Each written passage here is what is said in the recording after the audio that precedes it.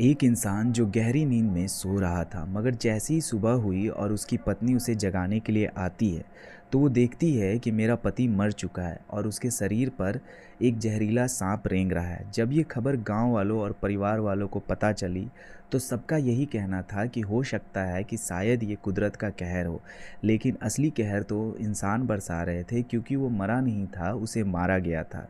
अब ये जो इंसिडेंट था, इस इंसिडेंट में मेरठ से बिल्कुल मिलता-जुलता है, लेकिन इस इंसिडेंट में जो खून करने का तरीका था, वो पूरी तरह से यूनिक था। इस इंसिडेंट की शुरुआत होती है उत्तर प्रदेश के मेरठ डिस्ट्रिक्ट के अंदर आने वाले अकबरपुरा सिटी से, जहाँ पे एक गांव था जिसका नाम था सदात। अब इसी गांव में एक लड़का रहता था जिसका नाम था अमित कश्यप। अमित कश्यप की उम्र लगभग 26 साल होगी और इसने अपनी 12वीं की पढ़ाई लिखाई अकबरपुरा से कंप्लीट की थी। पढ़ाई लिखाई कंप्लीट करने के बाद वो 2017 में मुजफ्फरपुर के सौदिया गांव में रहने वाली एक लड़की से शादी कर लेता है जिसका नाम था रविता। रविता अपने पापा और सौतेले भाई के साथ रहती थी, जिसमें 2 बहनें और 1 भाई थी। रविता की सौतेली माँ भी थी और सौतेली माँ के 2 बेटे थे। यानी कि अब कुल मिला के कह सकते हैं कि रविता के 3 भाई और 2 बहनें थी। अब शादी के बाद रविता और अमित बहुत खुशी खुशी रह रहे थे। 2017 से 2025 तक रविता ने 3 बच्चों को जन्म दिया था, जिसमें कि 1 बेटा और 2 बेटी थी। अब यहाँ पर अमित का परिवार एक जॉइंट फैमिली था, जिसमें अमित के दादाजी, अमित की माँ, अमित का बड़ा भाई और अमित की भाभी और उनके बच्चे भी रह रहे थे। इन सभी की ज़िंदगी बहुत हंसी खुशी से कट रही थी, लेकिन पता नहीं इनकी खुशियों को किसकी नज़र लग गई।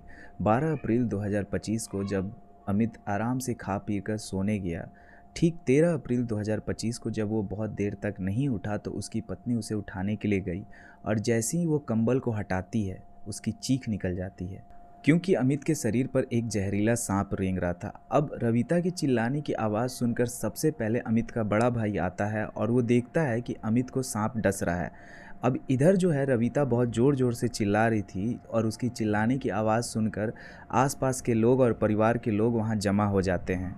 जमा होने के बाद वो देखते हैं कि सांप अमित के शरीर से होते हुए बेड के नीचे जा रहा है। अब सांप इधर उधर ना चले जाए, ये सोचकर कुछ लोग डंडा लेके आते हैं और सांप को भगाने लगते हैं। अब इसी दौरान अमित के परिवार वाले अमित को वहाँ से हटा लेते हैं, लेकिन तभी उन्हें पता चलता है कि अमित कुछ बोल नहीं रहा है। तब उन लोगों का कहना था कि शायद हो सकता है कि अमित बेहोश हो गया होगा या फिर सांप का जहर अमित के शरीर के अंदर पहुंच चुका है। इसके बाद अमित का बड़ा भाई अमित को कंधे पर उठा लेता है और उसे प्यारे लाल शर्मा हॉस्पिटल की तरफ ले जाता है। हॉस्पिटल ले जाने के बाद पता चलता है कि अमित मर चुका है, जिसके बाद अब पूरे घर में मौत का मातम छाया हुआ था।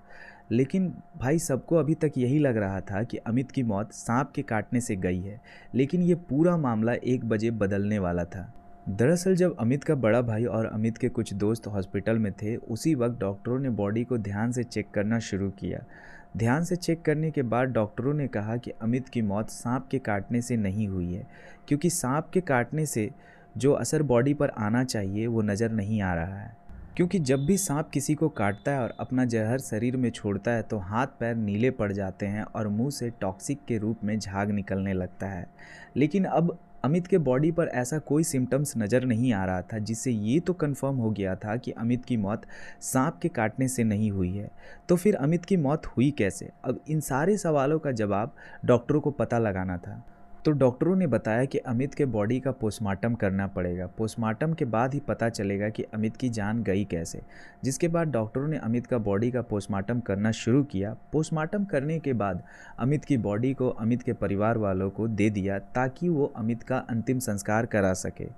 अब अंतिम संस्कार करने के 3 दिन बाद, यानी 16 तारीख को शाम के 5 बजे अमित की पोस्टमार्टम रिपोर्ट आ जाती है। और इस पोस्टमार्टम रिपोर्ट ने इस पूरे केस को अब बदल के रख दिया था, क्योंकि इस पोस्टमार्टम रिपोर्ट में ये पता चलता है कि अमित की मौत दम घुटने से हुई है, ना कि सांप के काटने से। और तो और ये भी पता चलता है, डॉक्टरों ने ये भी बताया कि अमित की मौत पहले ही हो चुकी थी। यानी अब इसका मतलब ये था कि अमित को किसी ने 6 घंटे पहले ही मार दिया था। रिपोर्ट देखने के बाद अमित का बड़ा भाई का होश उड़ जाता है और वो सोच में पड़ जाता है कि आखिर मेरे भाई को किसने मारा होगा। तभी उसका शक अमरदीप पे जाता है, जो कि अमित का दोस्त था, क्योंकि कुछ दिन पहले ही अमित और अमरदीप के बीच में पैसे लेन देन को लेकर झगड़ा हुआ था। अब अमित के बड़े भाई के मन में बहुत सारे सवाल उठ रहे थे, क्योंकि जब अमित के बड़े भाई ने अमित को हॉस्पिटल में शिफ्ट किया था तो उसके चेहरे पर एक खरोच था। जब रात में मैंने देखा उसे तो उसके चेहरे पर कोई खरोच नहीं था। तो फिर ये खरोच आया कहाँ से? और सांप के काटने का ऐसा तो खरोच होता नहीं है। और तो और उसके गले पर लाल रंग का धब्बा भी पड़ा हुआ था। ऐसा लग रहा था कि किसी ने उसका गला दबाया हो।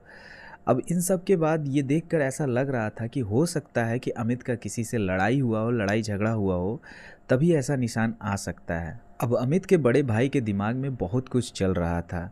डॉक्टरों के अनुसार जब अमित के शरीर के अंदर जहर गया ही नहीं तो ये निशान आया कैसे? अब इन सारे सवालों का जवाब पाने के लिए वो बगल के थाने में चला जाता है अपने भाई का पोस्टमार्टम रिपोर्ट लेकर केस दर्ज कराने के लिए। वो केस दर्ज कराता है, उसके बाद पुलिस भी केस दर्ज करती है और तुरंत एक्टिव होकर इस केस की जांच शुरू कर देती है। अब जब पुलिस इन्वेस्टिगेशन करती है तो पता चलता है कि घर जब पूरी तरह से बंद था और आने जाने का एक ही रास्ता था, तो ये सांप घर के अंदर आया कैसे? और तो और ये रिहायशी इलाका था जहाँ पर सांप का आना इम्पॉसिबल था, तो ये सांप घर के अंदर आया कैसे? ज़रूर किसी ने घर के अंदर इस सांप को लाया होगा और फिर छोड़ दिया होगा। अब पुलिस के मन में एक और सवाल आ रहा था कि आखिर वो कौन हो सकता है? जिसके बाद अब पुलिस घर वालों से सवाल करती है कि क्या कोई आदमी बाहर से घर के अंदर आया था? तो घर वालों ने बताया कि कोई घर के अंदर नहीं आया था।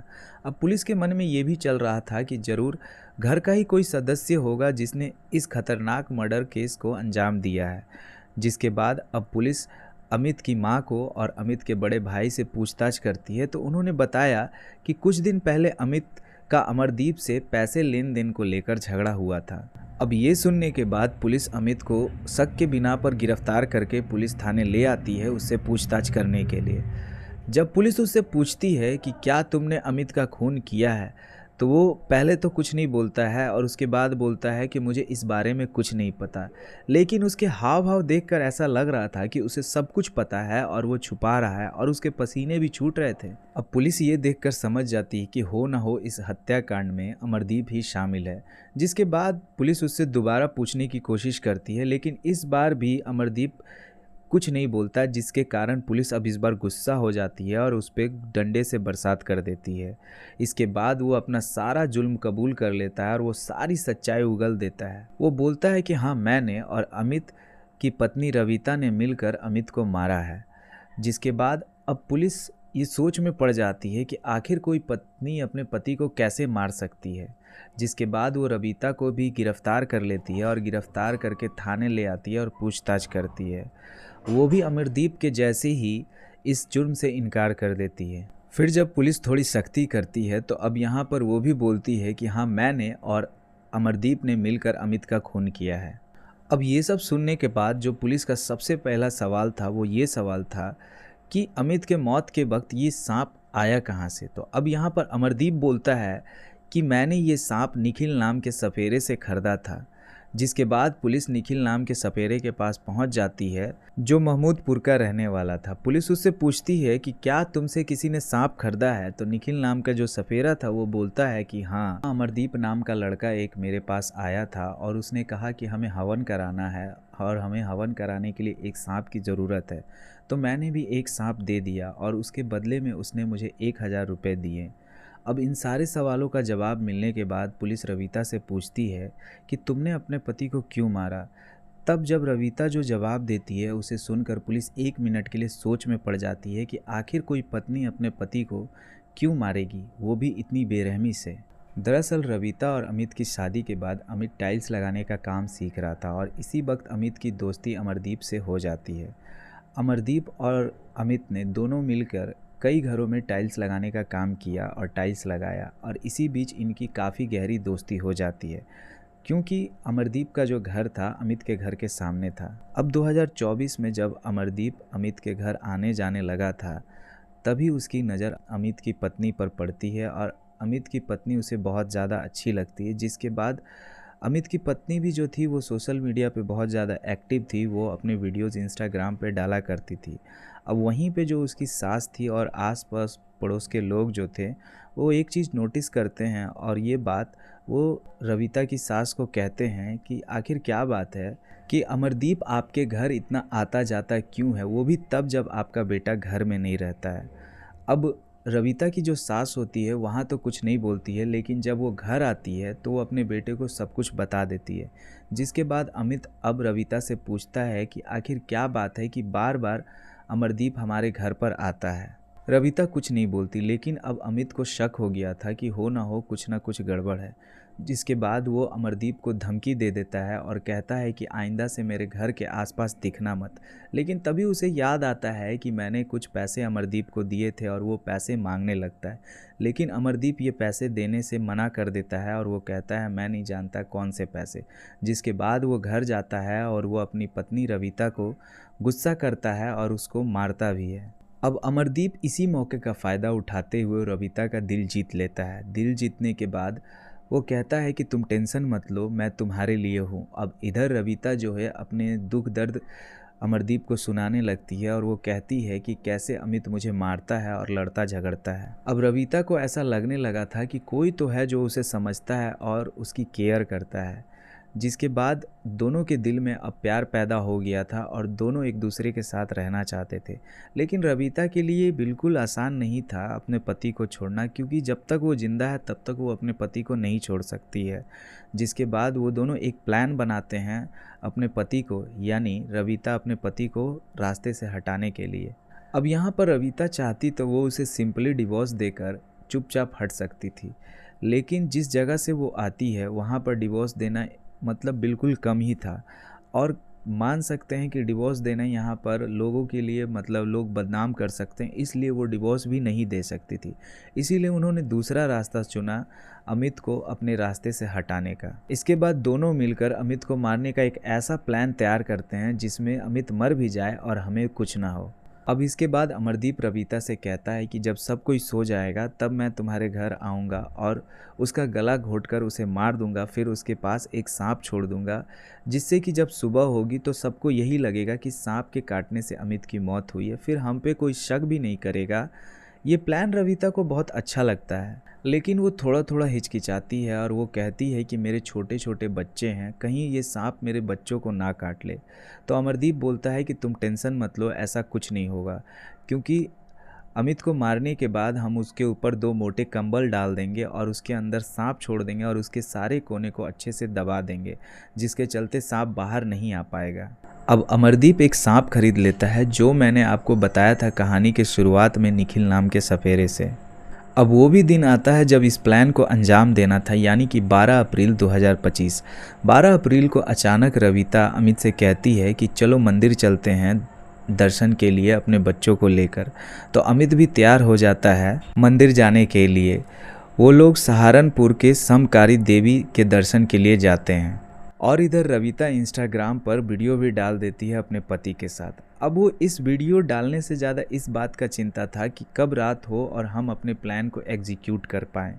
जिसके बाद जैसी ही रात होती है वो एक कंबल को निकाल कर रख लेती है और फिर जब रात होती है और सब खाना वाना खाते हैं और खाना वाना खा के सोने चल जाते हैं, जब सब सो जाते हैं इधर वो अपने बच्चों को भी सुतला देती है। उसके बाद रात के ठीक 11 बजे वो देखती है कि अमित सोया है कि नहीं, वो चेक कर लेती है कि गहरी नींद में गया है कि नहीं। चेक करने के बाद वो इसी मौके का फ़ायदा उठाते हुए अमरदीप को कॉल लगाती है और कॉल लगा के अमरदीप को बुलाती है। फिर अमरदीप दबे पाँव घर के अंदर आ जाता है। अब यहाँ पर अमरदीप के हाथ में वही थैला था जिसमें वो जहरीला सांप था जिसे उसने निखिल नाम के सपेरे से खरीदा था। अब यहाँ पर असली खेल चालू होने वाला था।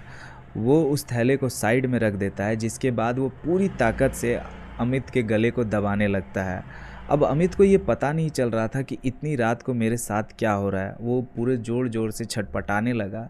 अब यहाँ पर अमित को समझ नहीं आ रहा था कि आखिर मेरे साथ इतनी रात को हो क्या रहा है। इतने ही में रविता उसके हाथ को कस के पकड़ लेती है और फिर वो लोग गला उसके दबाने लगते हैं, जिसके चलते उसकी आवाज़ नहीं आती है और इतनी रात को क्या हुआ है किसी को पता भी नहीं चलता है। आखिरकार अमित दम तोड़ देता है, जिसके बाद अमरदीप उसे कंबल में लपेट देता है और चारों कोनों को अच्छे से दबा देता है और उसके अंदर सांप छोड़ देता है। भाई यहाँ पर इस कहानी का अंत होने वाला है और इसके बाद रविता जो थी इस पूरे कहानी का स्क्रिप्ट लिखकर तैयार बैठी हुई थी सुबह नाटक के लिए। मगर कहते हैं ना कि दोषी कितना भी शातिर क्यों ना हो, वो कानून की हाथ से नहीं बच सकता है, और ठीक ऐसा ही हुआ। अमरदीप को और रविता को फांसी की सज़ा हुई।